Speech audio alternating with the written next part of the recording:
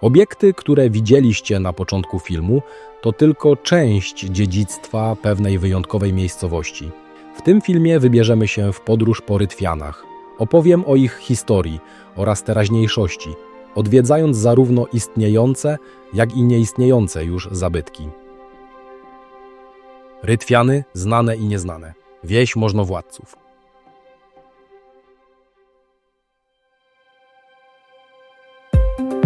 Śladami przeszłości. Rytwiany to miejscowość o bogatej historii, sięgającej neolitu, związana z wieloma rodami magnackimi, w tym tęczyńskich, lubomirskich i radziwiłłów. Znane są m.in. z ruin gotyckiego zamku, barokowego klasztoru pokamedulskiego oraz odrestaurowanego pałacu radziwiłłów. Największy rozkwit przeżywały za czasów tęczyńskich, którzy sprowadzili tu kamedułów i wznieśli klasztor pustelnia.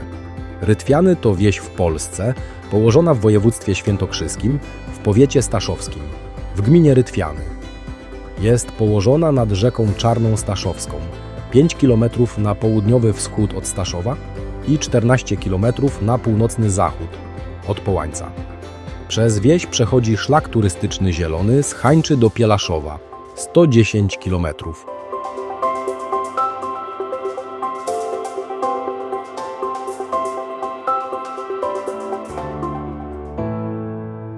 Osada Rytwiany powstała w czasach piastowskich, a pierwszym znanym właścicielem był Piotr Bogoria Skotnicki. XIII wiek. Zamek nad rzeką Czarną zbudowano pod koniec XIV wieku. W 1405 roku zamek przeszedł w ręce rodu Tarnowskich. W roku 1420 biskup Wojciech Jastrzębiec kupił go i rozbudował.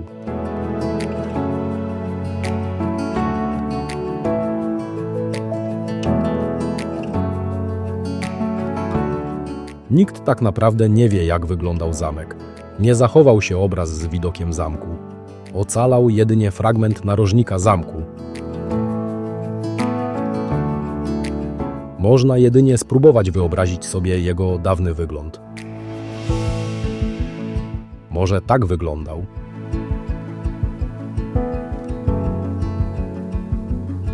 Przyglądając się nie tak dawno odkrytym zarysom fundamentów, można próbować wyobrazić sobie jego wygląd inaczej.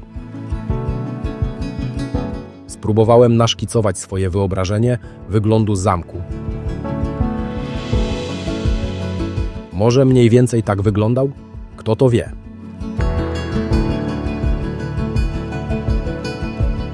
Zamek przez wieki przechodził w ręce wielu rodów, m.in. Jastrzębców, Kurozwęckich, Tęczyńskich, Łaskich, Opalińskich i Potockich. Był siedzibą możnowładców z wpływowych rodów magnackich, którzy władali rozległymi dobrami staszowskimi.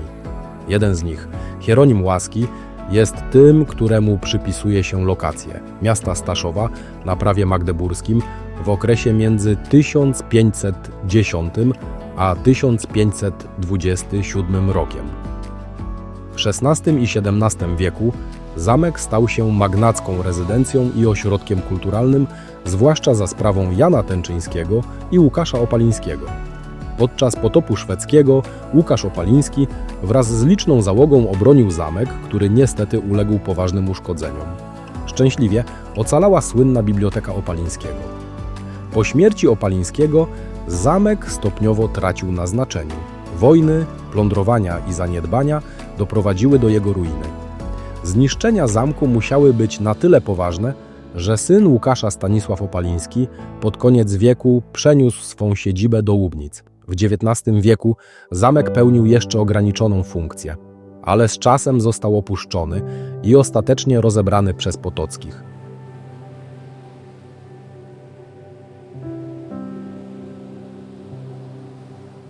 Gmina zagospodarowała teren wokół zamku w latach 2007 do 2013.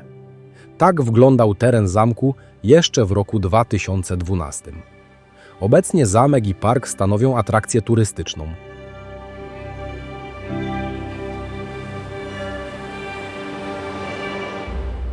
Przy alejkach wokół zamku rozmieszczono 12 figur postaci historycznych związanych z Rytwianami. Ich twórcą jest kielecki artysta Sławomir Micek.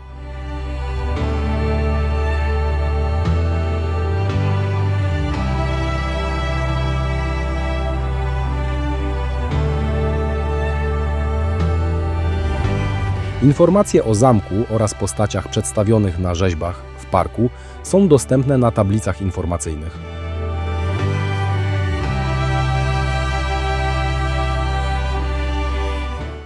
Jan Tęczyński miał 3 synów i opiekował się Zofią, córką brata, planując połączenie majątków przez jej ślub z jednym z synów. W tym celu starał się o dyspensę na małżeństwo między krewnymi. Otrzymywał dyspensy, lecz synowie po kolei umierali i do ślubów nie dochodziło. Po ich śmierci, jako zadośćuczynienie za grzech chciwości, wybudował klasztor w Rytwianach. Był mecenasem sztuki i nauki, otwierając swój dwór dla artystów i uczonych. W 1633 roku dowodził wojskiem przeciw Moskwie pod Smoleńskiem.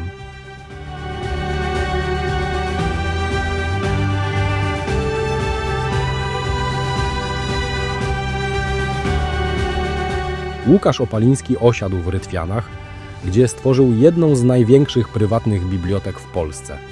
Utrzymywał kontakty z bibliofilami w Europie. Tworzył traktaty filozoficzne i satyry. Był wielkim patriotą. W 1651 roku wyprawił pod Zbaraż przeciwko Chmielnickiemu 120 pieszych i 60 konnych.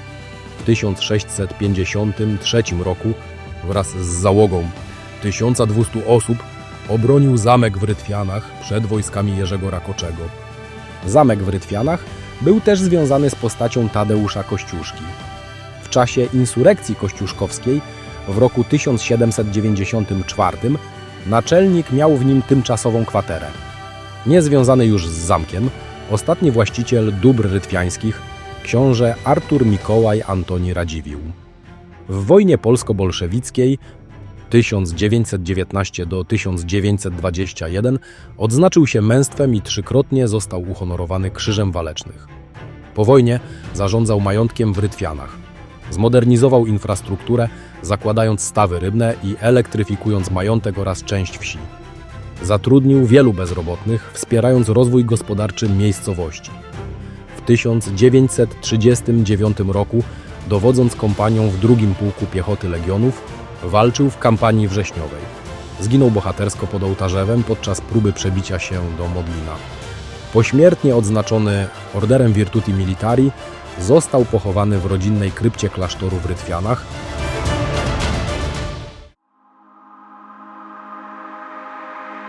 W parku wybudowano tężnię solankową i plenerową siłownię.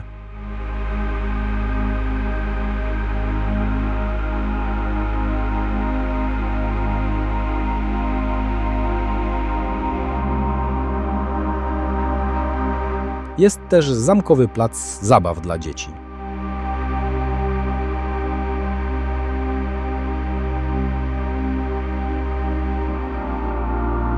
W miejscu dawnej fosy powstał staw.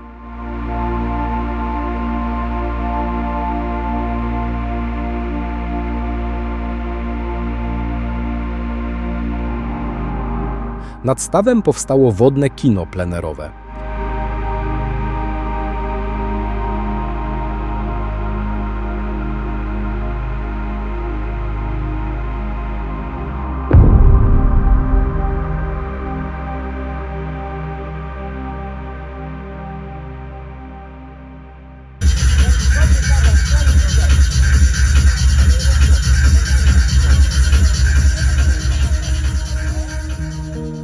Rytwiany mają historię sięgającą XIII wieku.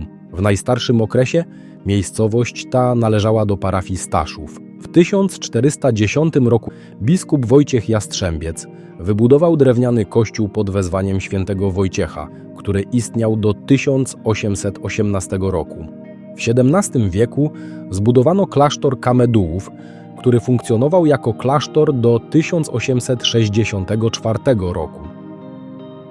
Parafia Rytwiany została erygowana w 1935 roku. W 2002 roku parafia przeniosła się do nowej świątyni, a kościół pokamedulski stał się rektoratem. Nowy kościół pod wezwaniem świętego Maksymiliana Kolbe wybudowano w latach od 2000 do 2002, a jego konsekracja miała miejsce w 2011 roku.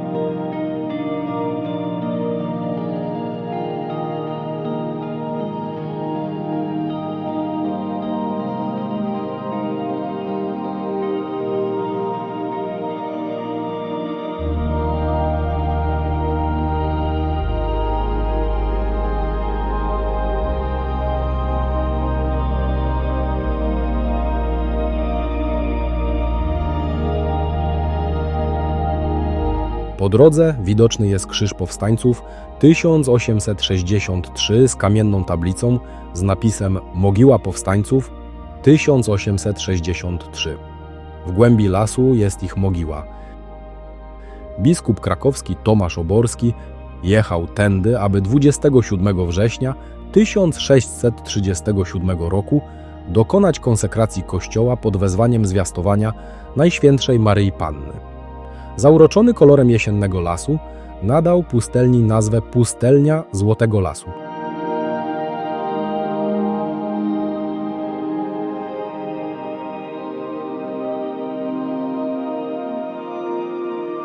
Jesteśmy nad drogą prowadzącą przez las do klasztoru.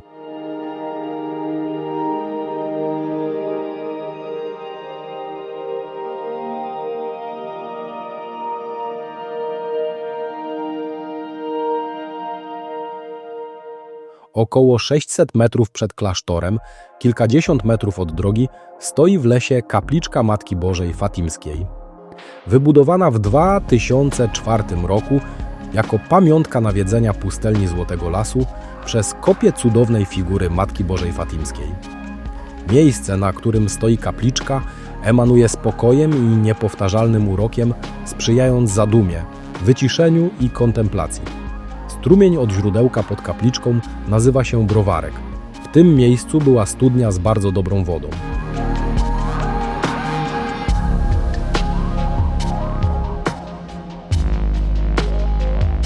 Nazwa wzięła się stąd, że podobno woda ze studni była używana w miejscowym browarze prowadzonym przez Radziwiłłów.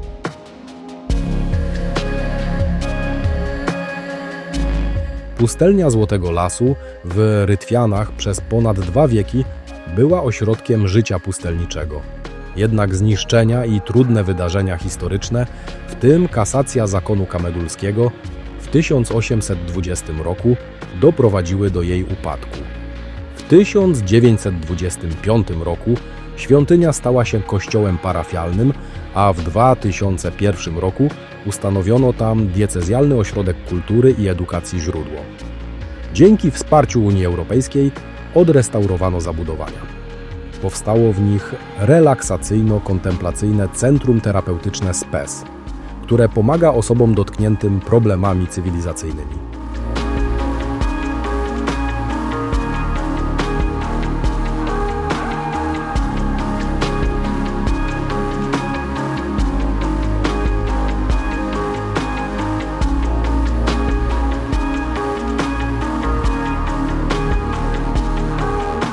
Brama druga i dalej trzecia.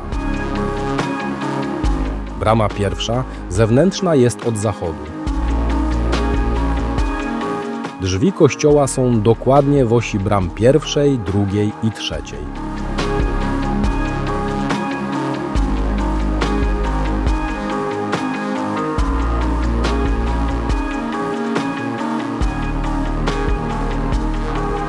Nawa kościoła.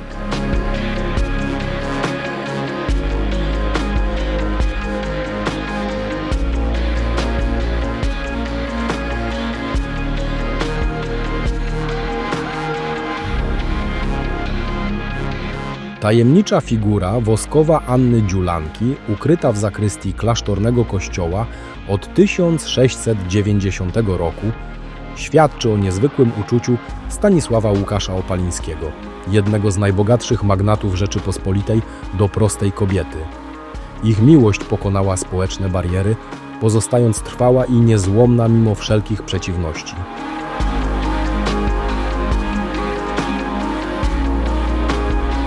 Ogród pustelni Złotego Lasu.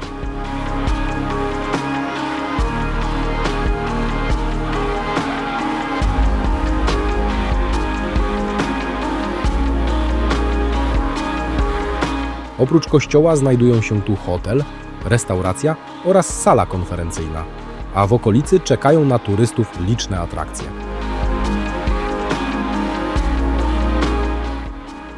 W dniu 15 sierpnia, zgodnie z czterowiekową tradycją, odbywa się w tym miejscu coroczny odpust klasztorny. Wcześniej, przez lata, organizowane były koncerty i imprezy plenerowe, jak klasztorna majówka czy leśna apteka. Odwiedzali to miejsce artyści związani z serialem Czarne chmury, którego 2 odcinki były tu kręcone.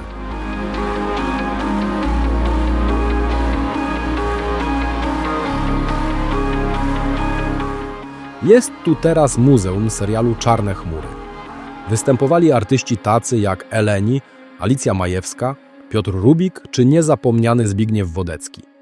I ten jego niepowtarzalny koncert podczas majówki klasztornej w 2007 roku, w tym miejscu.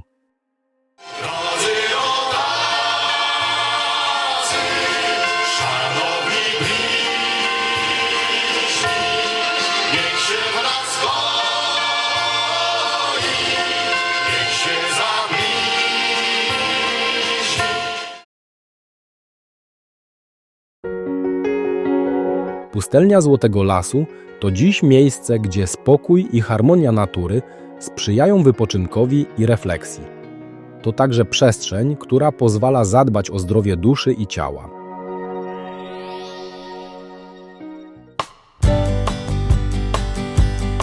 Drogę z pustelni przecina linia kolejowa z Kielc do Połańca. Do końca 2014 roku jeździły nią regularnie pociągi pasażerskie relacji Kielce-Połaniec.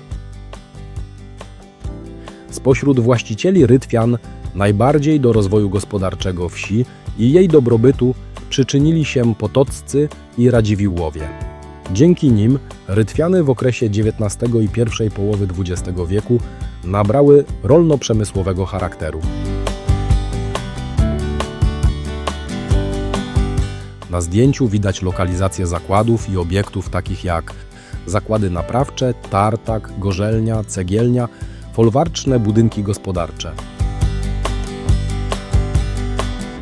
Była jeszcze fajansarnia założona około połowy XIX wieku przez Potockich.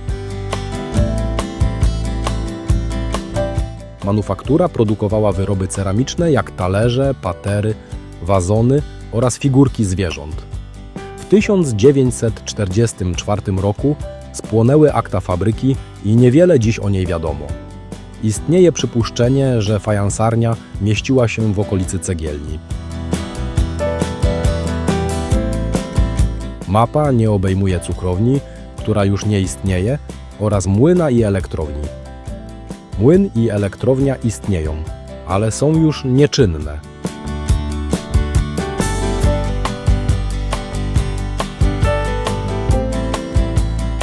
Lotem przez Rytwiany odkrywamy miejsca.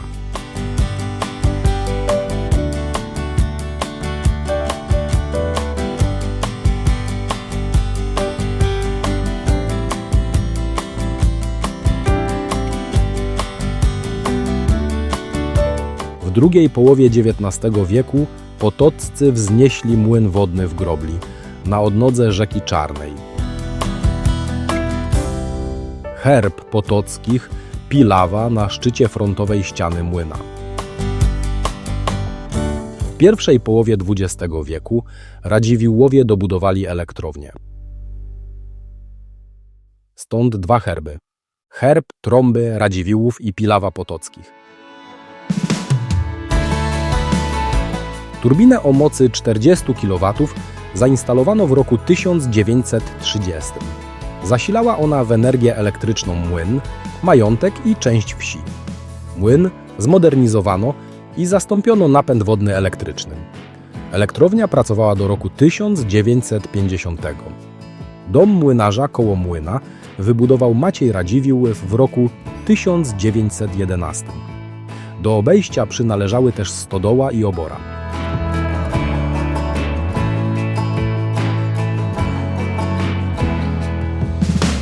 U dołu kanał z wodą dopływającą do śluzy młyna. Dalej są stawy. Z Stawy rybne założył Artur Radziwiłł po roku 1927, gdy po powrocie z Indochin otrzymał majątek w Rytwianach. Hodowla karpia ma w Rytwianach dłuższą tradycję. Karpie hodowali mnisi dla własnych potrzeb w stawie nieopodal klasztoru. W okresie powojennym gospodarstwo rybackie w Rytwianach funkcjonowało jako przedsiębiorstwo państwowe. Od roku 1997 gospodarstwo rybackie Rytwiany jest w rękach prywatnych. Składa się ono z 21 stawów i zajmuje powierzchnię 180 hektarów. Gospodarstwo jest znane z produkcji wysokiej jakości karpi, ale również amurów, szczupaków, linów i karasi. Produkowany karp jest wpisany na listę produktów tradycyjnych w kategorii produkty rybołówstwa w województwie świętokrzyskim. Produkt był nagradzany na szeregu konkursach. Amatorzy wędkowania mogą tu korzystać z płatnego łowiska. Nie jest wymagana karta wędkarska. Możliwy jest zakup ryb z łowiska zgodnie z cennikiem.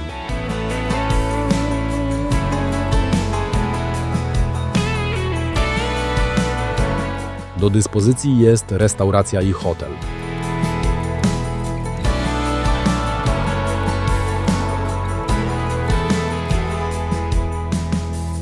Około 100 metrów w głąb lasu od granicy stawów znajduje się Dziki Staw.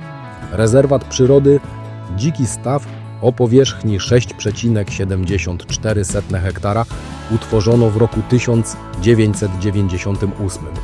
Przedmiotem ochrony są ponad stuletnie modrzewie oraz jeziorko potorfowe z chronionymi gatunkami roślin i zwierząt.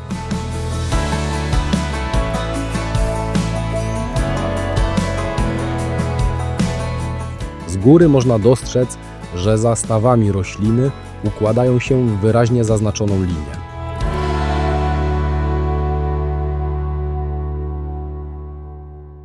Jest to ślad po nieistniejącej już kolejce wąskotorowej.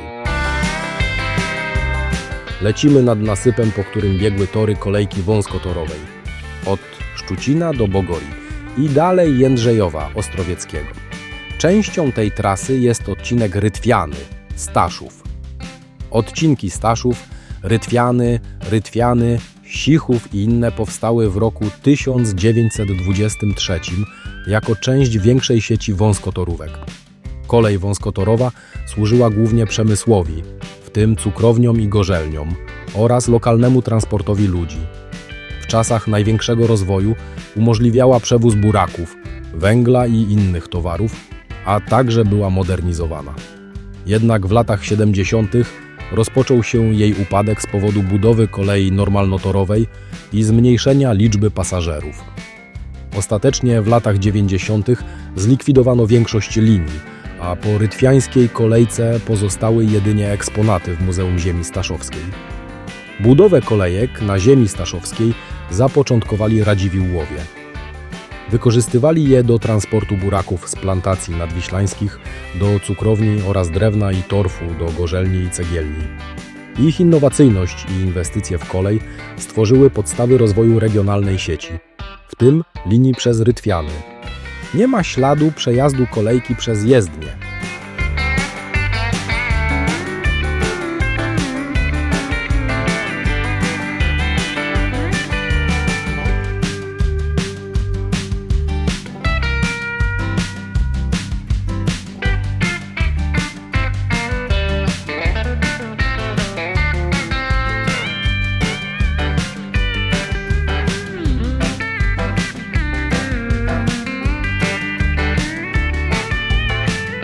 Oprócz przystanku kolejowego była też mijanka i ładownia.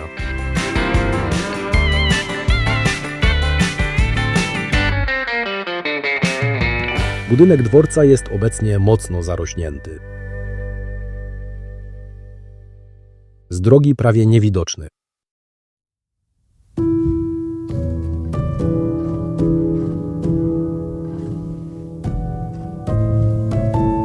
Tory położono w roku 1914. Stację wybudowano w roku 1918. Na dole była poczekalnia, kasa biletowa i bagażownia, na górze mieszkanie. Przewozy pasażerskie zakończono w 1977 roku. Pozostał przewóz towarów. Tory na odcinku Staszów-Rytwiany zdemontowano w 1990 roku. Po roku 1977 budynek stacji służył jako mieszkanie. Obecnie pozostaje opuszczony i nie nadaje się do użytku.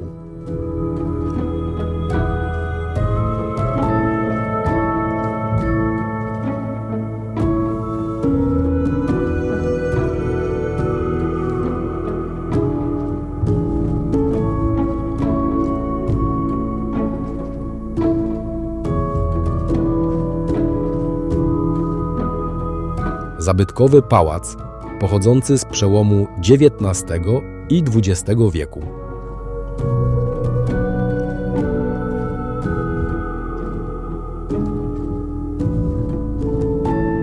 Historia pałacu w Rytwianach rozpoczyna się w latach 1853-55, kiedy to na terenie obecnego parku powstała cukrownia. Cukrownia w Rytwianach. Cukrownia wybudowana z inicjatywy Adama Hrabiego Potockiego była jednym z najnowocześniejszych zakładów w guberni radomskiej. W szczytowym okresie zatrudniała około 600 osób, a surowce dostarczano z okolicznych folwarków i dalszych majątków. Aby usprawnić transport, zbudowano 1-kilometrowy kanał wodny, ulepszono drogi, zbudowano stację kolejki wąskotorowej. Gdy nastała era węgla, duże zasoby drewna w okolicy nie dawały już przewagi konkurencyjnej, więc zaczęto używać torfu jako paliwa.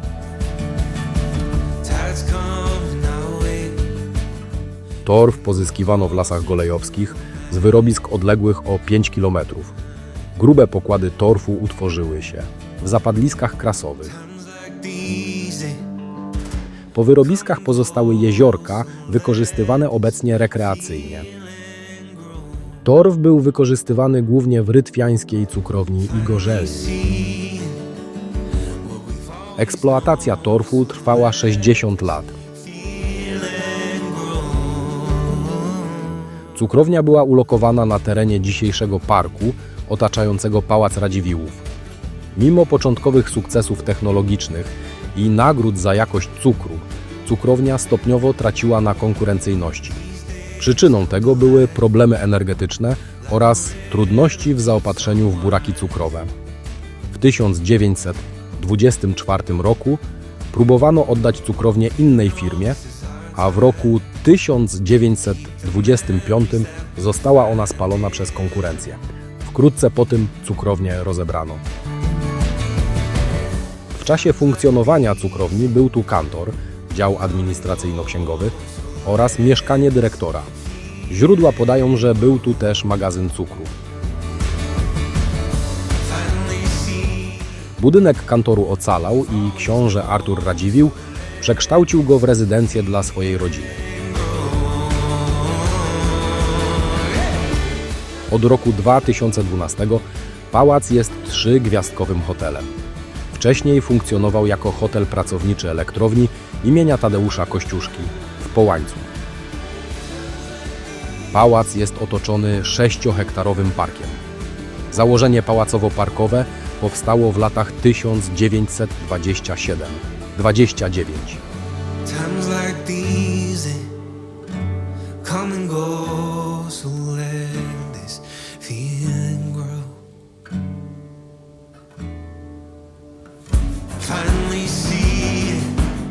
W roku 2012 oddano do użytku nowy budynek hotelowy Nowy Dworek, tworząc kompleks hotelowy i zwiększając ofertę.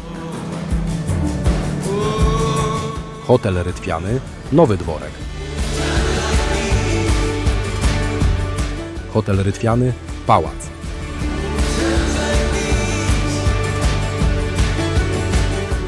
Kompleks hotelowy oferuje udogodnienia takie jak parking, darmowe Wi-Fi, restauracja i kawiarnia, basen i sauna, strefa spa i beauty, siłownia i fitness, wypożyczalnia rowerów, korty tenisowe i boisko, altana grillowa, plac zabaw.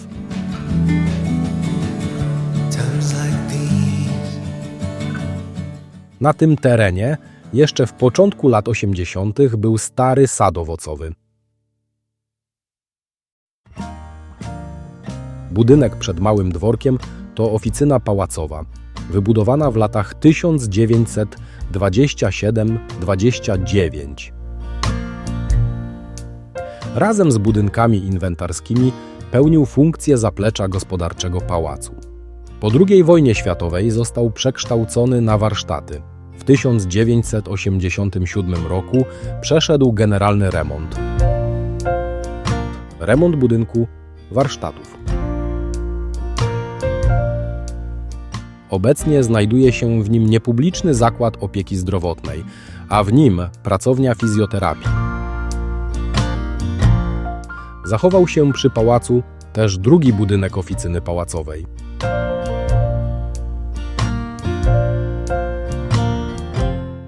Oficyna pałacowa.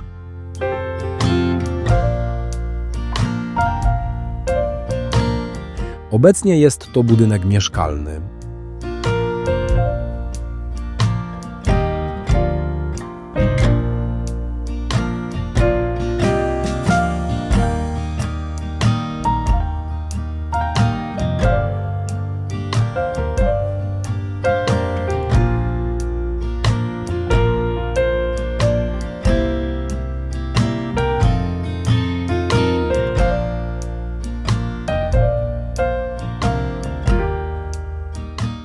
Dawna ochronka.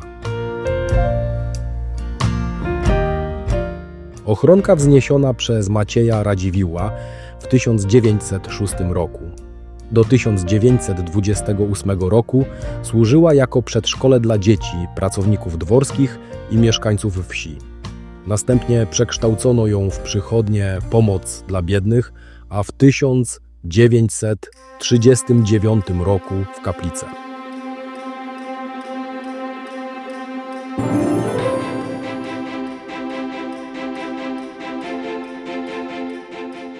Budynek szkoły założonej w 1872 roku dla dzieci rodziców pracujących w cukrowni.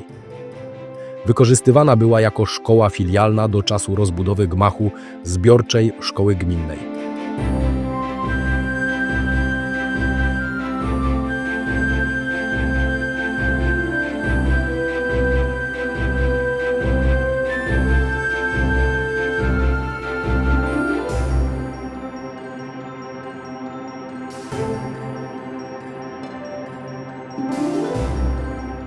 Z historii szkoły.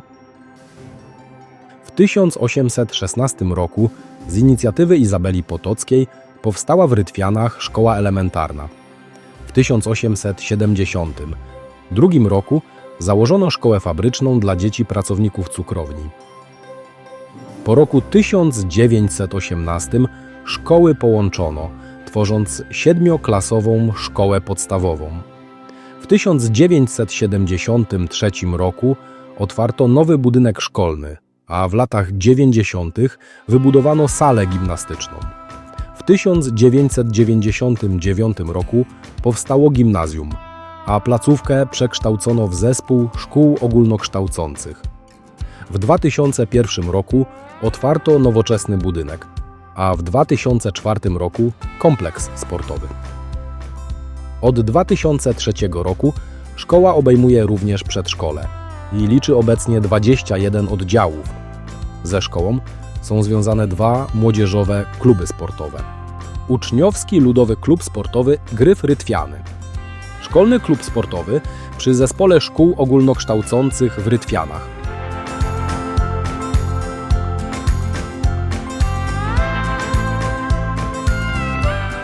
Ośmiorak wybudowany pod koniec XIX wieku przez Macieja Radziwiłła dla pracowników folwarcznych.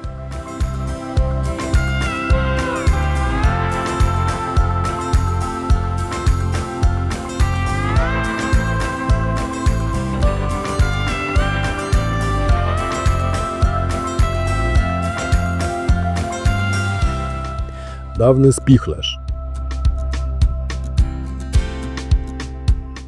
Spichlerz folwarczny, obecnie magazyn.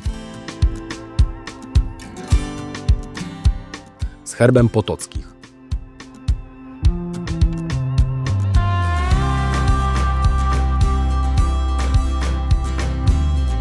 Dawne budynki folwarczne.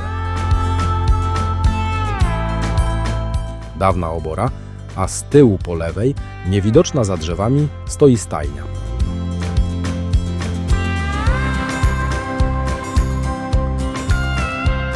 Oba budynki wybudował Artur Potocki w latach 1851–75. Po II wojnie światowej przejęto je na rzecz Skarbu Państwa, a od 1956 roku pełniły funkcję magazynu Zakładu Przetwórstwa Owoców i Warzyw w Dwikozach. W 1978 roku zostały przejęte przez Rolniczą Spółdzielnię Produkcyjną, a dziś czekają na przywrócenie dawnej świetności.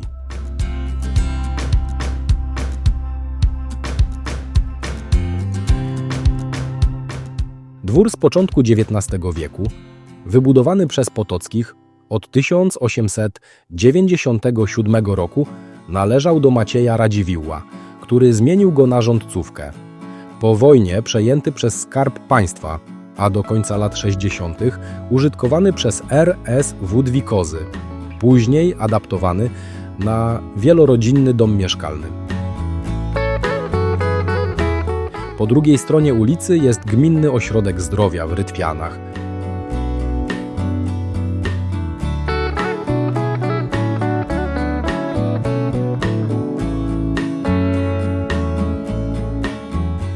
W 1919 roku książę Maciej Radziwiłł założył warsztaty naprawcze obsługujące lokalne zakłady produkcyjne, przekształcone po II wojnie światowej w zakłady naprawcze mechanizacji rolnictwa, które działają do dziś w zmienionej formie organizacyjnej.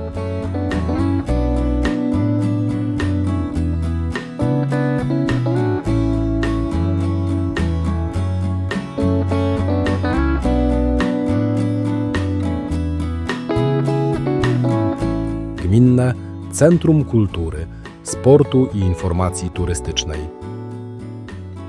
W latach 2009–2010 przebudowano budynek po zakładach mechanicznych na Gminne Centrum Kultury, Sportu i Informacji Turystycznej w Rytwianach. Centrum wspiera turystykę, rekreację i promocję gminy, organizując wycieczki, rajdy oraz imprezy sportowo-rekreacyjne.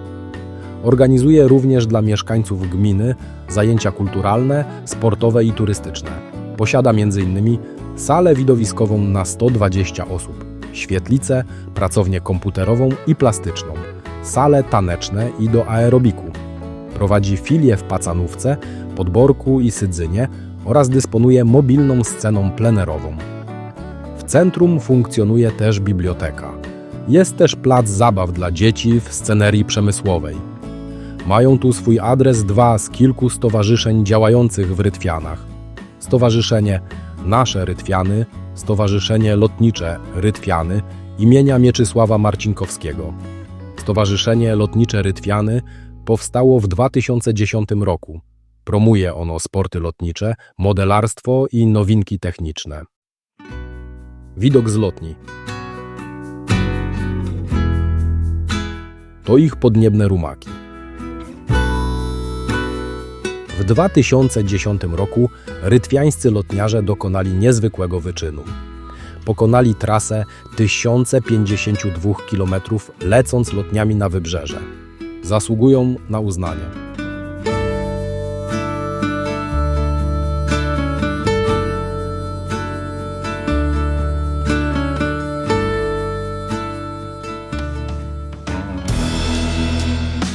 Tartak w Rytwianach założył w 1900 roku książę Maciej Radziwiłł, wykorzystując lokalne zasoby leśne.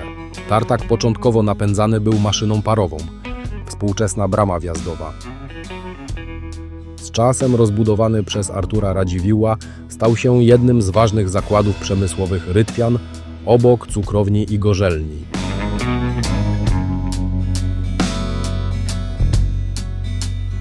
Przed II wojną światową tartak zasilany był już energią elektryczną.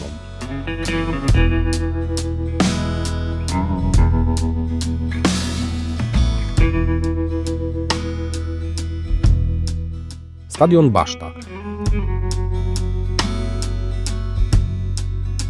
Właścicielem stadionu Baszta jest gmina Rytwiany. Głównym użytkownikiem i gospodarzem stadionu jest klub sportowy Baszta Rytwiany. W 2020 roku stadion Baszty w Rytwianach przeszedł modernizację, która nadała mu nowoczesny wygląd. Obiekt został odnowiony dzięki wsparciu samorządu i dofinansowaniu z lokalnej grupy działania Dorzecze Wisły. Powstała nowa trybuna na 200 miejsc, ogrodzenie boiska, piłkochwyty oraz boksy dla rezerwowych. Budynek klubowy wyposażono w instalację fotowoltaiczną i zbiornik na ciepłą wodę. Klub sportowy Baszta Rytwiany został założony w 1946 roku, co czyni go najstarszą organizacją sportową w gminie i jedną z najstarszych w powiecie. Stadion stanowi zaplecze treningowe i miejsce rozgrywania meczów piłkarskich organizowanych przez klub Baszta. W 2019 roku drużyna siedmiolatków z Baszty Rytwiany zdobyła klubowe Mistrzostwo Polski, co zostało uznane za największy sukces w historii klubu.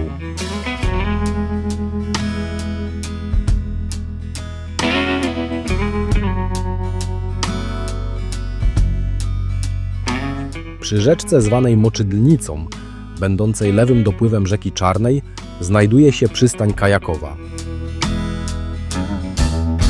Altana przystani kajakowej. To właśnie na Moczydlnicy kajakarze rozpoczynają spływ w kierunku Połańca. I dalej rzeką Czarną aż do Winnicy. Trasa kajakowa. Rytwiany. Winnica to 20 km przygody wśród malowniczej przyrody, idealnej do aktywnego wypoczynku i odkrywania natury. Spływ kajakowy wpisuje się w program licznych, ciekawych imprez i wydarzeń.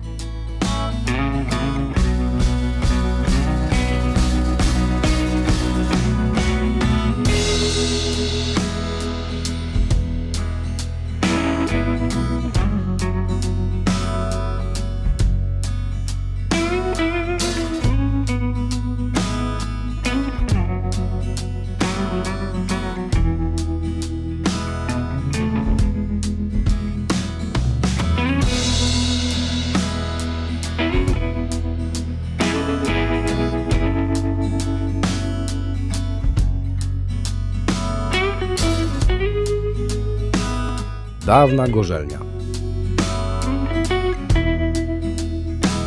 Gorzelnia Rytwiany. Stan obecny po rekonstrukcji. Budynek gorzelni, skrzydło północne, wybudował około 1860 roku Adam Potocki. Cały zespół gorzelni powstał między 1851 a 75 rokiem, wybudowany przez Potockich. Był to nowoczesny zakład produkujący wódkę i spirytus z lokalnych surowców. Gorzelnia działała prężnie do wybuchu II wojny światowej. W czasie wojny funkcjonowała pod zarządem niemieckim. Po wojnie przejęła ją Polska Ludowa, kontynuując produkcję do lat 70. Zakład zamknięto z powodu niegospodarności, a budynki z czasem popadły w ruinę. Ostatecznie zrujnowana gorzelnia została przejęta przez prywatnego właściciela. Obecnie jest to restauracja i hotel. Jak widać, obiekt został odbudowany z zachowaniem rysu historycznego. Z budynku, który nie nadawał się do rekonstrukcji, zachowano fragment zewnętrznej ściany z imitacjami instalacji.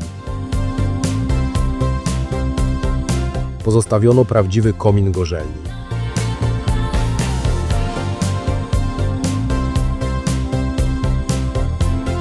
Komin staje się charakterystycznym obiektem Rytwian. Tak jak Piza ma swoją krzywą wieżę, tak Rytwiany mają swój krzywy komin. Fragmentaryczna rekonstrukcja bramy wjazdowej Gorzelni to kolejny przykład zachowania historycznego charakteru obiektu. Brama wjazdowa do Gorzelni, 1987 rok. Wygląd Gorzelni, 1942 rok. Budynek słodowni wybudowany przez Adama Potockiego w 1863 roku. Niezachowany.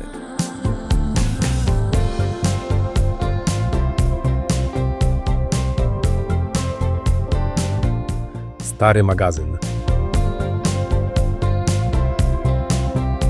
Magazyn części zamiennych w zespole Gorzelni. Wybudowany przez Artura Potockiego między 1851 a 75 rokiem.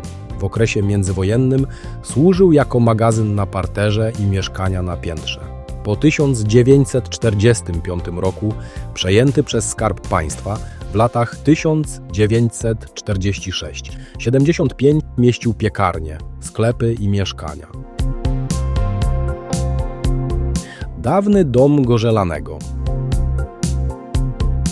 Dom Gorzelanego, nadzorcy Gorzelni, wybudowany przez Artura Potockiego w latach między 1851-75, stąd herb Potockich. Po II wojnie światowej dom zamieniono na mieszkanie.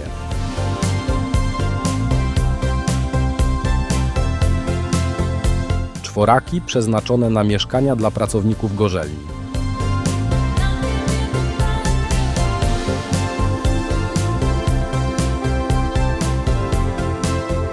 Część środkową wybudował Artur Potocki w okresie między 1851-75. Na przełomie XIX i XX wieku rozbudował je Maciej Radziwiłł.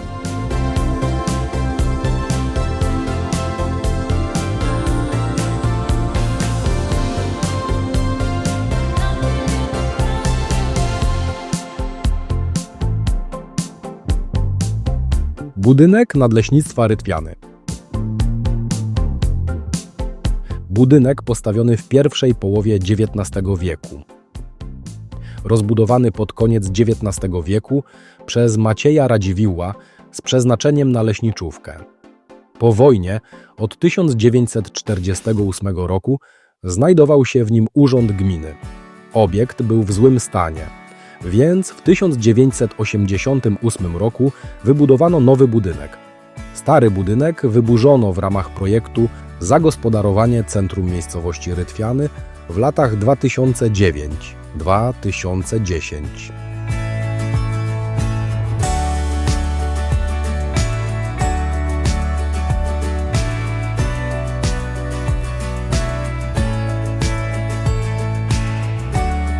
Budynek Ochotniczej Straży Pożarnej w Rytwianach.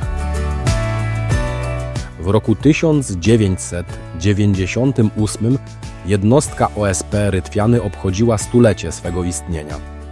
Jej początki sięgają czasów, gdy powstała jako straż pożarna przy cukrowni w Rytwianach. Rok 2025 oznacza 127 lat działalności Straży Pożarnej w Rytwianach. Niech im się darzy.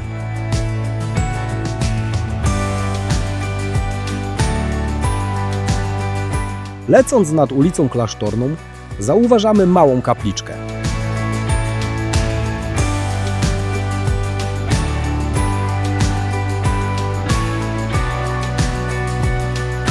Kapliczka z pierwszej połowy XIX wieku.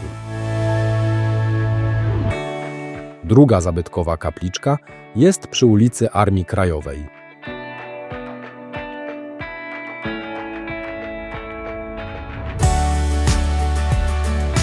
Kapliczka pod wezwaniem Matki Boskiej Częstochowskiej, 1904 rok.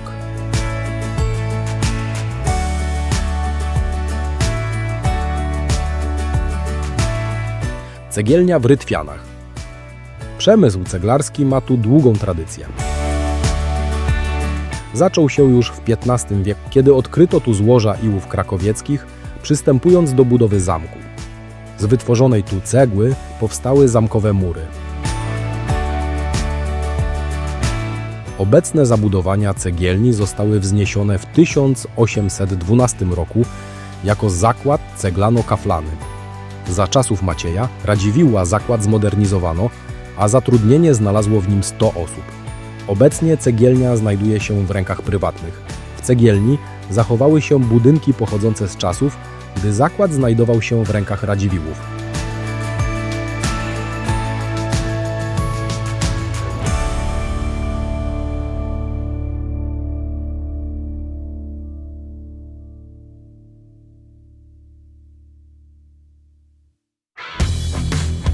Rytwiany to miejsce, które łączy rozwój, tradycje i piękno natury, oferując mieszkańcom i turystom liczne atrakcje i możliwości wypoczynku.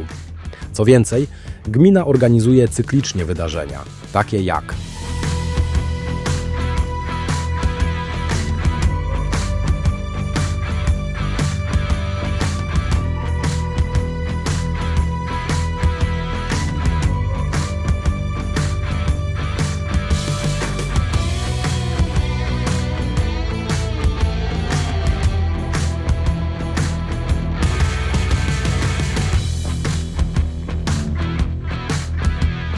Ponadto gmina promuje turystykę pieszo-rowerową i inne formy aktywnego wypoczynku, wzbogacając swoją ofertę kulturalną i rekreacyjną.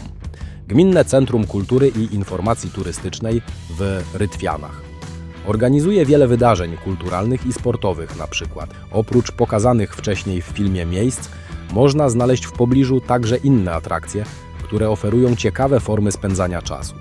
Winnica Rytwiany, winnica Karolus, degustacje win, zwiedzanie winnic. Stajnia pod lasem, jazda konna, hipoterapia. Winnica Karolus i stajnia pod lasem znajdują się w miejscowości Szczeka. Jednym słowem, Rytwiany to miejscowość, w której historia przeplata się ze współczesnością, oferując różnorodne atrakcje i ciekawe miejsca.